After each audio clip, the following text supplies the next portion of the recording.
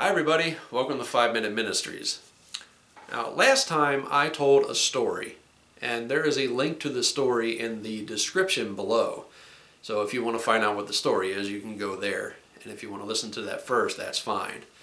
But I want to start off by saying I am not against science at all. Science has brought us many wonderful things. And I don't want anyone who hears this to think that I will discredit science, because I'm not here to do that. What I am here to do is to get you to think. And that is the purpose of any of my messages, is to get you to think.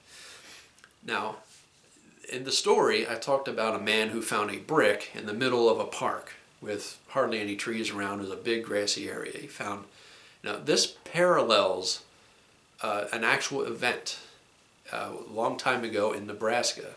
Somebody had found a tooth, and they claimed that the tooth was part of a whole group of beings who are a step in man's evolutionary scale. And it was touted as this great find, and they made a big thing about it, only to find out that this tooth wasn't even close to human. It was the tooth of a pig. Now, that parallels what this man is thinking, because he finds a brick and assumes there used to be a whole city where he is standing. Now, I want to bring that up because there are a lot of times that scientists, especially when it comes to the origin of the universe, the earth, or mankind, will find something and make assumptions about it. They will, most of the time when they do this, they are giving their best guess based on what they find. And the ones who discover it also say the words maybe, could have been, perhaps, because they're not 100% sure. And they can only go based on what they find now. But the truth of the matter is, none of them were there. None of them knows what happened. They can only guess.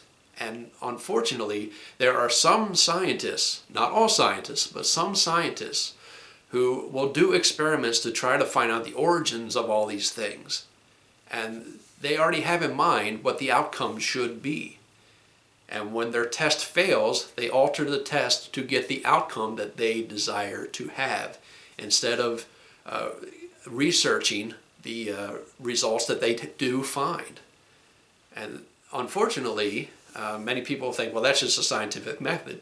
Well, I say that's manipulation. And I don't want you to think that I'm against people researching. I think they should, because there are many great discoveries that are there to be found. And a lot of times what they discover goes against what they believe and what they think.